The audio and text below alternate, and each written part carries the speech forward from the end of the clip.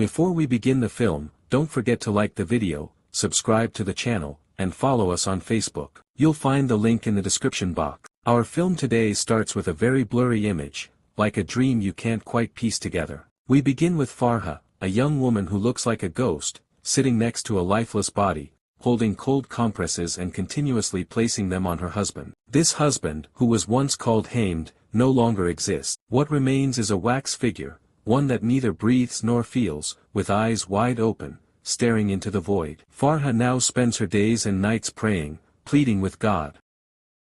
That's all she can do. Farha goes out to get medicine, but the pharmacist gives her only what her money can buy, as if to say, die slowly. The world around her is as cruel as stone. She returns to her husband's home, which now feels like a grave, hangs his bag on the wall, and places the tube in his mouth. She does all of this absent-mindedly, clinging to any desperate hope of saving him. Then she goes to visit her aunt, only to discover that her aunt has passed away. A strange woman greets her instead. Farha returns once again to her husband's home. She holds her head in her hands, as if her mind can no longer think.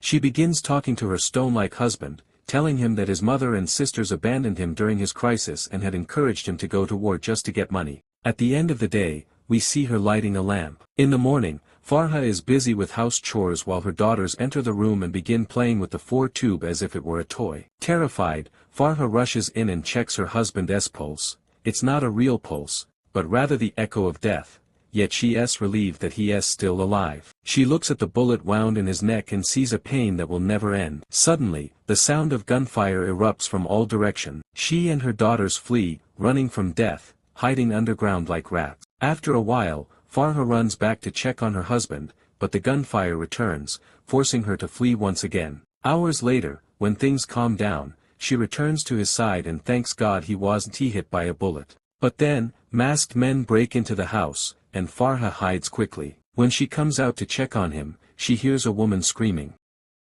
She rushes outside and sees all her loved ones hanging from a tree. Shocked and horrified, Farha runs away, deciding to leave the place behind. Later, she arrives at her aunt's place only to find that her aunt now runs a shady house involved in illicit activities. It seems ruin and destruction follow her everywhere. Her aunt warmly welcomes her and shares her past. Her husband's father was a very rich man, but when he discovered she couldn't bear children, he began treating her like a servant. One day, he tried to assault her, so she killed him and ran away, as if to say that death is the only way out. Farha sits in disbelief at what she is hearing. Next, we see Farha sitting once again beside Hamed. Through her words, we learn that in the early days of their marriage, she was shy around him, especially when he would return from war, haunted by nightmares. It's as if she is saying that love is a lie, because Hamed, despite their difficult circumstances, never truly saw her or gave her space to speak her heart the way she is doing now.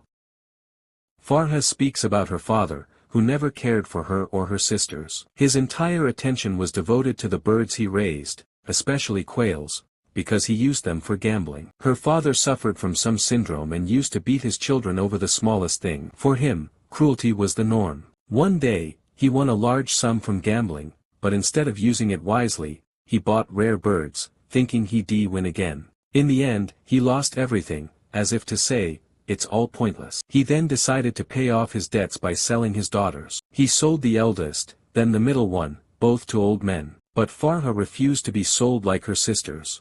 She knew her father loved birds more than his children, so she gave one of his birds to the cat, which ate it. Enraged, her father married her off to Hamed. Yet this marriage, she believed, was better than what her sisters had. Farha reflects to herself, ruin is the same everywhere.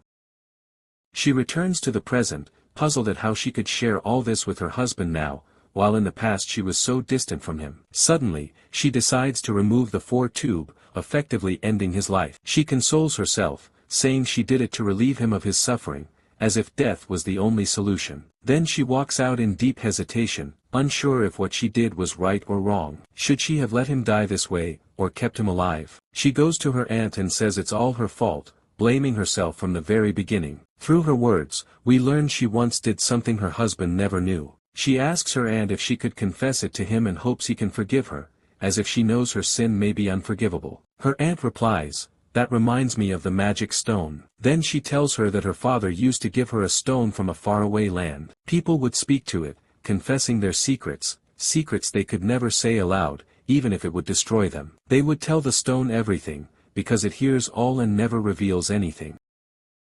At night, Farha runs back to her husband, feeling guilty for leaving him to die, but to her shock, he is still alive. She decides to change his clothes, and through her actions, it's as if she is saying, "Why is death refusing to come to you?" At that moment, Farha decides to confess the secret she has been hiding from Hamd. It's strange that she would say something like this to her husband. She begins to speak and tells him that his mother had always wanted a grandchild and kept pressuring them, especially Farha, who always avoided the subject. So, her mother-in-law came up with her own theory and said, Farha must be barren. She then kept urging Hamd to marry another woman, wearing him down completely. This deeply upset Farha, because in the end, she did get pregnant, but from an illegitimate relationship. All just to avoid divorce and not return to her father's torment. It's as if she is saying, the writer is the one who saved me. We then return to the painful reality. Farha hears screaming from her neighbors and sees people burying their dead. One warns them that shelling will begin soon. Now, death is truly chasing them. Farha starts thinking of a way to hide and save her husband. She places him inside a box and desperately tries to connect the four to him so he won't die. But unfortunately, all the preparations take too long, and at that moment, the masked men enter the house. Farha quickly comes up with a plan to avoid being killed, and it works. No one approaches her. After they leave, Farha sits beside Hamd once again. After caring for him all night, she rests briefly by his side, as if sleep were her only escape. But the next morning, she is woken by a knock on the door.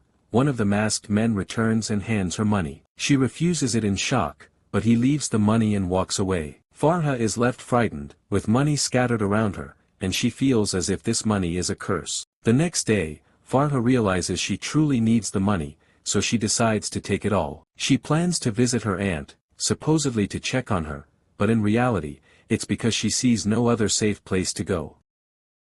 In the morning, she returns to check on Hamd, and we learn that she used the money to buy him medicine and fluid. Later, she goes to hang the laundry, and to her surprise, the masked man who gave her the money is standing in front of her. We notice her attitude toward him has completely changed. Instead of rejecting him like before, she now welcomes him into the house and speaks to him as if she is falling for him. Farha then sits beside Hamd, drinking tea and continuing to reveal secrets that should never be said out loud. Day after day, the masked man visits the house more frequently, and every time Farha sits next to Hamd, she continues to confess her secret. One day, we hear her say to him that she has fallen in love with the masked man. She jolts in shock every time, surprised by her own words, but then thinks, isn't Hamd just a lifeless corpse? So what is the harm in telling him? The next day, the masked man comes again. This time, Farha tries to resist letting him in, but he insists, and she eventually gives in.